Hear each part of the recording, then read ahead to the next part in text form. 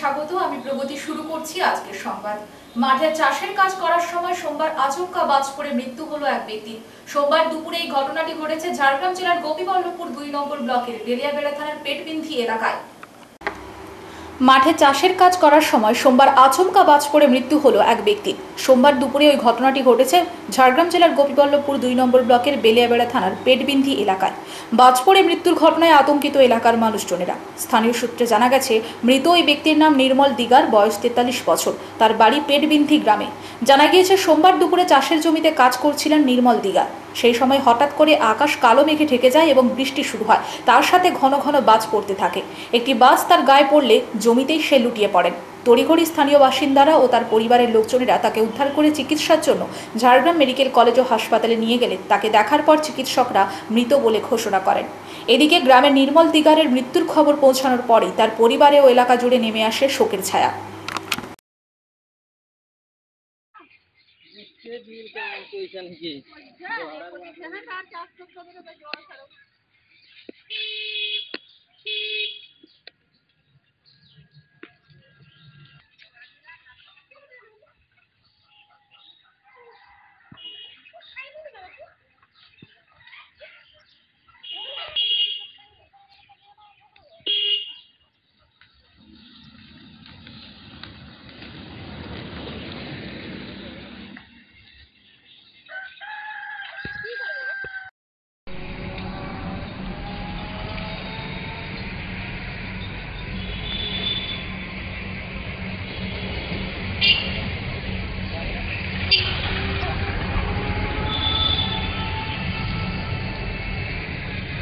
রাতের অন্ধকারে ঘুমন্ত অবস্থায় বাবা মায়ের কাছ থেকে উধাও হয়ে গেল এক শিশু। গতকাল রাতে চাঞ্চল্যকর এই ঘটনাটি ঘটেছে পশ্চিম মেদিনীপুর জেলার ডেবরা থানার অন্তর্গত ডুয়া এলাকায়। ঘটনাকে কেন্দ্র করে ইতিমধ্যে এলাকায় তীব্র আতঙ্ক ছড়িয়েছে। রাতের অন্ধকারে ঘুমন্ত অবস্থায় বাবা মায়ের কাছ থেকে উধাও হয়ে গেল এক শিশু। গতকাল রাতে চাঞ্চল্যকর এই ঘটনাটি ঘটেছে পশ্চিম মেদিনীপুর জেলার ডেবরা থানার অন্তর্গত ডুয়া এলাকায়। ঘটনাকে কেন্দ্র করে ইতিমধ্যে এলাকায় তীব্র আতঙ্ক ছড়িয়েছে। কিঙ্কর সিং এর দাবি, গতকাল রাত্রে খাওয়া দাওয়া শেষ করে 2 কন্যা সন্তান ও 1.5 বছরের পুত্রকে নিয়ে বাড়িতে ঘুমোচ্ছিলেন। সে সময় বাড়ির দরজা খোলা অবস্থায় ছিল। সোমবার সকালে ঘুম থেকে উঠে দেখেন পাশে ছেলে নেই। এদিকে এই ঘটনার খবর ছড়িয়ে পড়তে এলাকা জুড়ে ব্যাপক চাঞ্চল্য ছড়িয়ে পড়ে।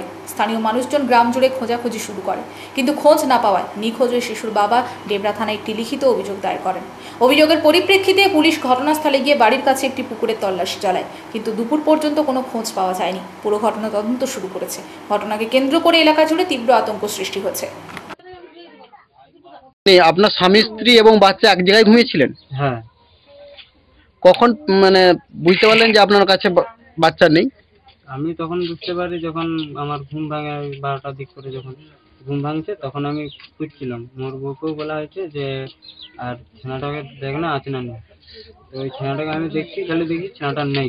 কটা বাচ্চা? তখন সবাইকে ডাকার পরে তখন দেখি 12:30 বাজে। রাতের বেলায় যে ঘুম থেকে উঠে যখন দেখছি ছেনা কোথায়? আপনার কাছে ঘুমিয়েছিল ছেলে? আমাদের কাছে কখন বুঝলেন যে আপনার কাছে আপনার ছেলে নেই? একটা সময় উঠে দেখছি নেই। আপনি যখন ঘুমোচ্ছিলেন আপনার বাড়ির দরজা কি বন্ধ ছিল? না, দরজা নাই। এটা কি সব প্রতিদিন দরজা বন্ধ না করেই ঘুমান? হ্যাঁ, প্রতিদিন এরকমই তো? একবারই হয়ে গেছে। কটা বাচ্চা আপনার কাছে ছিল? 3টা। কটা বাচ্চা আপনার হারিয়ে গেছে? 3টাই। 3টাই হারিয়েছে?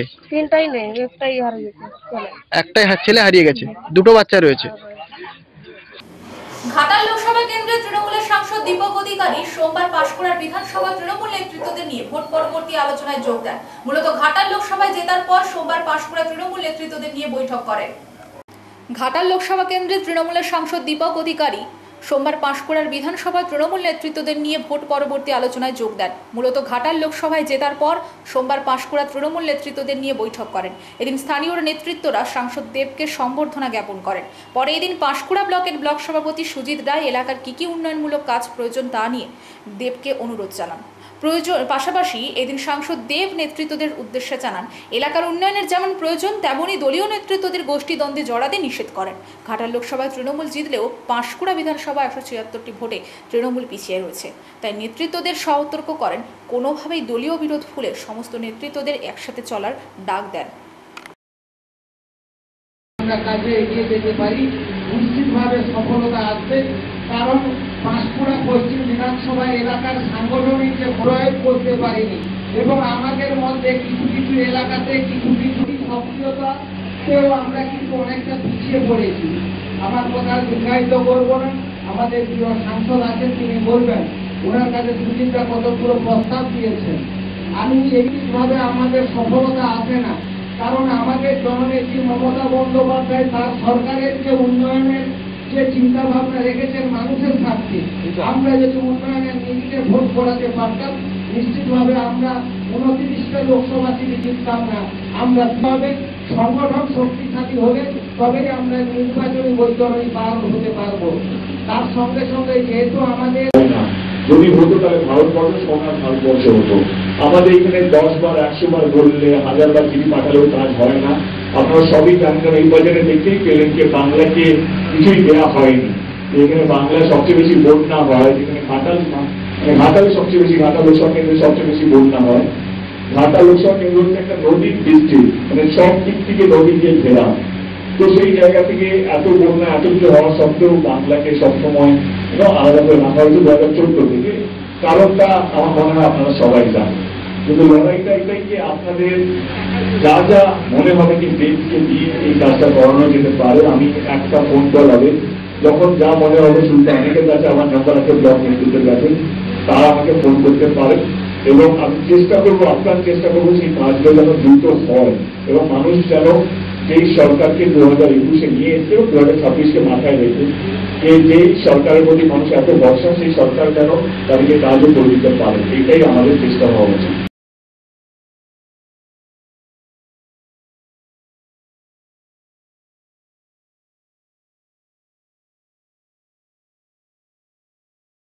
রাস্তার বেহাল অবস্থা দ্রুত মেরামতের দাবিতে সোমবার পথ অবরোধ করে বিক্ষোভ দেখালেন গ্রামবাসীরা। ডেবরা ব্লকের 1 নম্বর ভবানীপুর অঞ্চলের আকালপৌষ থেকে চকরাজপুর পর্যন্ত 3 কিলোমিটার রাস্তার বেহাল অবস্থা। বারবার অভিযোগ করেও কোনো সুরাহা না পেয়ে স্কুলের ছাত্রছাত্রী, শিক্ষক, গ্রাম বাসিন্দা মিলে রাস্তা অবরোধ করে। ছাত্রছাত্রীদের দাবি রাস্তা মেরামত করতে হবে, স্কুলের সময় পৌঁছাতে পারছেন না। আর স্কুলের শিক্ষক সংগঠনের একই বক্তব্য। গ্রামবাসীরা জানান কয়েক মাস ধরে তারা এই রাস্তা মেরামতের দাবি জানিয়েছেন, তবুও কোনো সুরাহা হয়নি। বারবার টেন্ডার করেও কাজ হচ্ছে না, তাই তারা পথ অবরোধ করতে বাধ্য হয়েছেন। এলাকার প্রধান বলেন, আমি জানিয়েছি কাজ হবে।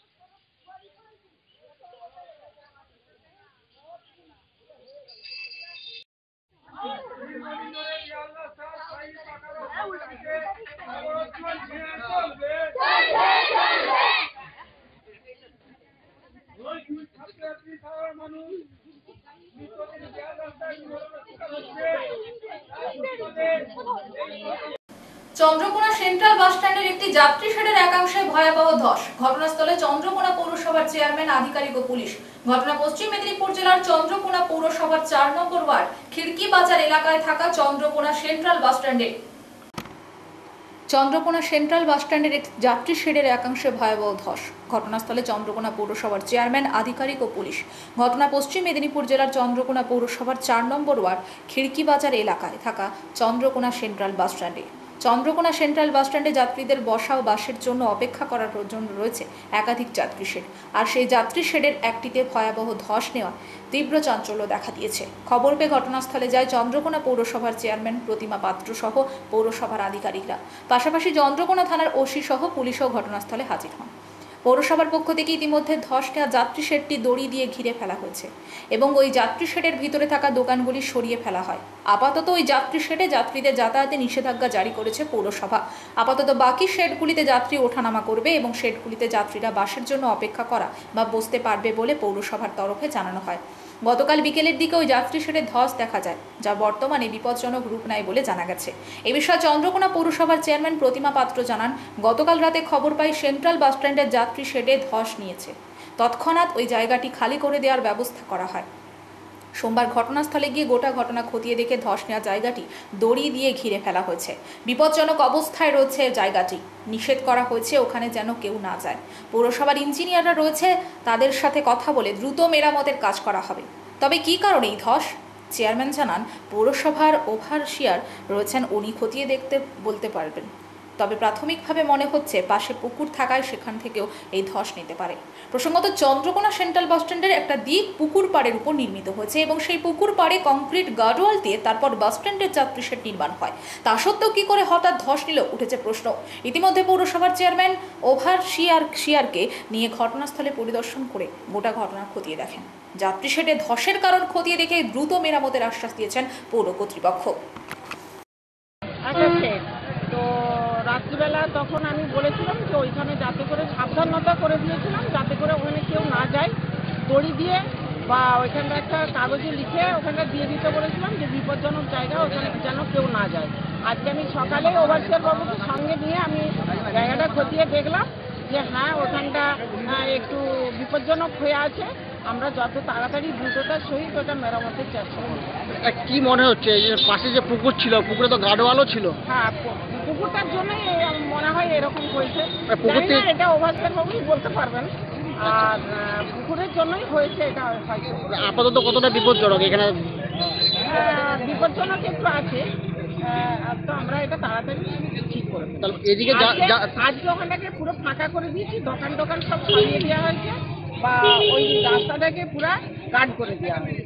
ঠিক আছে। বেলদাতে দুর্ঘটনার কবলে পড়ল এডিএ অফিসের গাড়ি। অল্পের জন্য প্রাণে রক্ষা পেলেন গাড়ির মধ্যে থাকা চালক। দুর্ঘটনাটি ঘটেছে সোমবার পশ্চিম মেদিনীপুর জেলার খড়গপুর বালেশ্বর 16 নম্বর জাতীয় সড়কের বেলদা থানার শিশুতলা এলাকায়। বেলদাতে দুর্ঘটনার কবলে পড়ল এডিএ অফিসের গাড়ি। অল্পের জন্য প্রাণে রক্ষা পেলেন গাড়ির মধ্যে থাকা চালক। দুর্ঘটনাটি ঘটেছে সোমবার পশ্চিম মেদিনীপুর জেলার খড়গপুর বালেশ্বর 16 নম্বর জাতীয় সড়কের বেলদা থানার শিশুতলা এলাকায়। জানা গিয়েছে, এদিন সকালে ভারী বৃষ্টির কারণে নিয়ন্ত্রণ হারিয়ে জাতীয় সড়কের উপর উল্টে যায় গাড়িটি। অল্পের জন্য প্রাণে রক্ষা পান গাড়ির মধ্যে থাকা চালক। খবর পেয়ে ঘটনাস্থলে পৌঁছায় বেলদা থানার পুলিশ ও জাতীয় সড়ক কর্তৃপক্ষ। জাতীয় সড়ক কর্তৃপক্ষের সহযোগিতায় দুর্ঘটনাগ্রস্ত গাড়ি উদ্ধার করে আটক করে বেলদা থানার পুলিশ।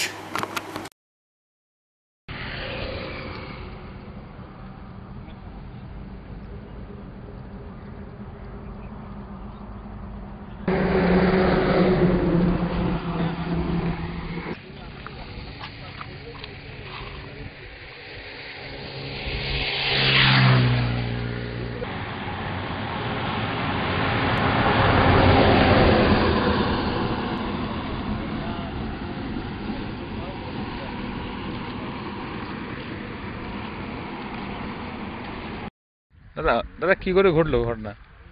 ঘটলো বলতে এডি অফিসে গাড়িটা এসেছিল, এবার সাহেবদের নামিয়ে কোনো পার্সোনাল কাজ মানে অফিসের কোনো কাজে বেরিয়ে গেছিল। আর সেই বেরিয়ে যাওয়াতে এবার ড্রাইভার, বৃষ্টি চলছিল, কোনো ডিসব্যালেন্স হয়েছে বা কোনো কিছু যান্ত্রিক গোলযোগ হতেও পারে, বুঝতে পারছি না, অটোমেটিকলি পাল্টে যায়। আহত কেউ হয়েছে? না, কেউ কিছু। কোথায় হয়েছে, কোন জায়গাটা? এটা সম্রাট হোটেল আছে।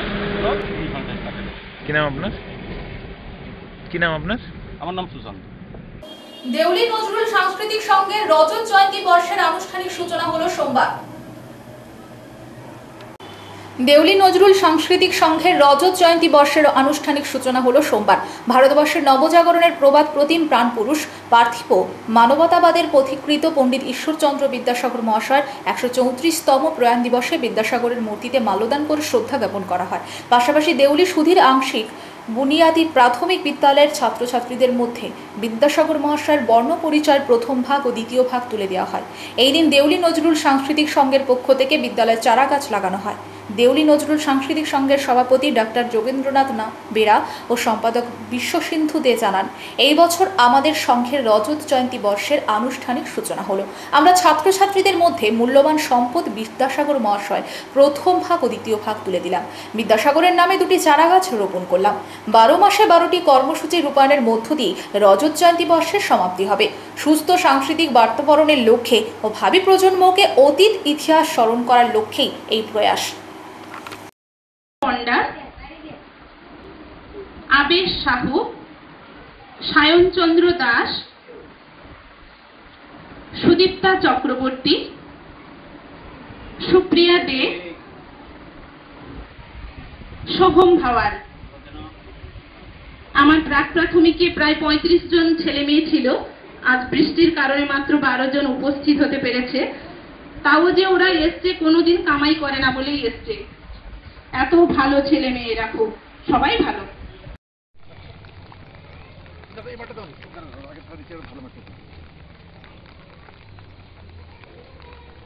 ভালো মাটি ওইটাও জল ঢুকিয়ে না সাগর বিদ্যাসাগর।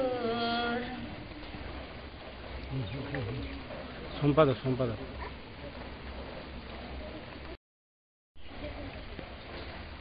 আজ শুধু সাংস্কৃতিক অনুষ্ঠান নয়, সামাজিক কর্মসূচিও আমরা গ্রহণ করব। সারা বছর ধরে যে বিদ্যাসাগর সারা দেশকে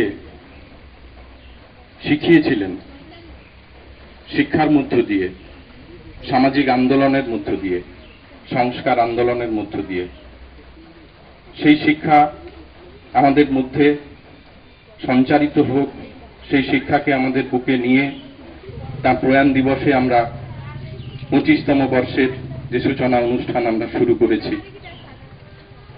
আমাদের কর্মসূচির মধ্যে লক্ষ্য থাকবে যেমন মানুষের পাশে থাকা, তেমনি এলাকায় সুস্থ এবং সাংস্কৃতিক যে বাতাবরণ, সুস্থ বাতাবরণ তৈরি করা।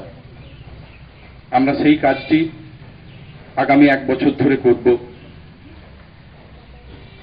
আজকেই দেউলি সুধীর প্রাথমিক বিদ্যালয়ের এই চত্বরে আমরা 2টি চারা গাছ রোপণ করব এবং সেটা বিদ্যাসাগরের নামে।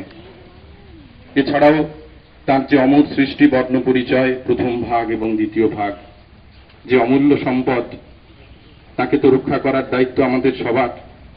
সেই বর্ণ পরিচয় প্রদান আমরা করব এই স্কুলের ছাত্রছাত্রীদের মধ্যে।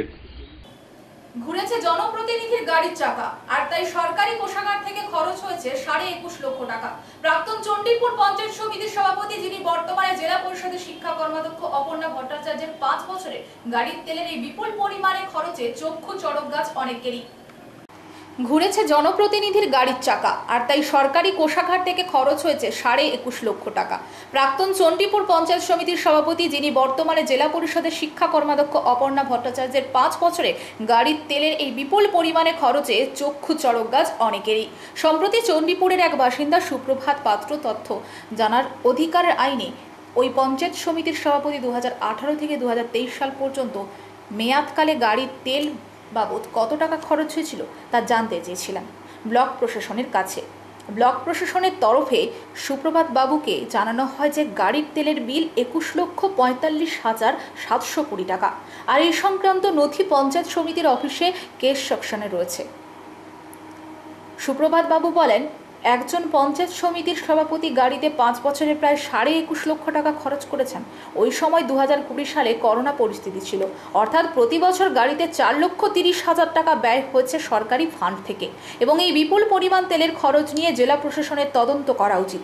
মে মাসে জয়েন্ট বিটিও সুপ্রভাত বাবুকে ওই চিঠি দেওয়ার পরে ফের 8ই জুলাই আরেকটি চিঠি দেন। সেই চিঠিতে লেখা ছিল 21 লক্ষ নয়, 20,68,464 টাকা খরচ হয়েছে গাড়ির বিল হিসেবে। সভাপতির গাড়িতে ব্যবহার হয়েছে 7,27,628 টাকা। বাকি প্রায় 12 লক্ষ টাকার তেল ভরা হয়েছে বেশ কয়েকটি গাড়িতে, যেগুলি সভাপতির দ্বারা ব্যবহার হতেও পারে, আবার নাও হতে পারে। এখানেই প্রশ্ন সুপ্রভাত বাবুর। গাড়ির বিল ইস্যু হচ্ছে সভাপতির নামে, সেই গাড়ি চড়ছে অন্য কেউ। প্রশাসনিক বৈঠকে মুখ্যমন্ত্রী একাধিকবার যথেষ্ট গাড়ির ব্যবহার এবং বিদ্যুৎ খরচে হ্রাস টানার বার্তা দিয়েছেন। তারপরও এখনও দপ্তরে এরকম যথেষ্ট গাড়ির ব্যবহারে প্রশ্ন থেকে যাচ্ছে। বর্তমান জেলা পরিষদের শিক্ষা কর্মাধ্যক্ষ অপর্ণা ভট্টাচার্য বলেন, গাড়ির তেলের খরচ মাসে 12 থেকে 15,000 টাকার মধ্যেই ছিল। গাড়ির ব্যবহারের লোকবুক এবং তেলের খরচের হিসাব রয়েছে। প্রতিদিন 4 লিটার তেল ভরা হতো। বিভিন্ন কাজে হলদিয়া কলকাতায় বহুবার যেতে হয়েছে, তবে তার এই সাফাইতে কোথায় গলদ রয়েছে এখন তা প্রশাসনকেই খুঁজতে হবে। দেখুন, একটা কথা বলি যে এভারেজ এগুলো এই তথ্যগুলো আমি দিতে পারবো না, আমার মনে নেই আমার, যেটা হওয়া উচিত। দেখুন আমরা তো ড্রাইভারকে দিই প্রায় 7,000, 11,000, 12,000 টাকা ড্রাইভারকে দিই। তারপরে যিনি গাড়ি দিয়েছেন তার একটা মেনটেন্যান্স আছে, কমার্শিয়াল গাড়ি তার একটা কুনেল, তার ট্যাক্স, তার ইন্স্যুরেন্স, এগুলো তিনি প্লেস করেছেন। ফলে একটা এভারেজ 14-15 করে হয়তো মাসে নিয়েছেন তিনি। তা বাদেও তেল 3-4 লিটার প্রতিদিন এরকম তেল হয়তো নেওয়া হয়েছে, এর বেশি আমি কোনোদিন নিইনি। একদম সম্পূর্ণ ভুল, মিথ্যে বলে ওনাকে দেওয়া হয়েছে, উনি করেছেন, তাহলে আমি ওনাকে মিথ্যে বলবো কেন? ব্যাপারটা ভুল হয়েছে, এর নিশ্চয় আমাদের প্রশাসনিক লেভেলে এটা ভুল হয়েছে। তবে সেটা কি আপনাকে কোনোভাবে ম্যালাইন করার জন্য কেউ করলো? এটা করেছে, এটাই হয়েছে।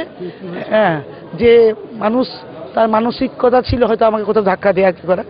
তবে এটা জনগণই তার বিচার করবে। আমি কীভাবে দীর্ঘ 25-30 বছর ধরে আমি অ্যাডমিনিস্ট্রেশনের টপ চেয়ার হোল্ড করছি। আশা করি আগামী দিনেও মানুষ বিশ্বাস আমার প্রতি রাখবে, আর এটাও প্রমাণ হবে যে এই তথ্যটা অতিরিক্ত ভুল।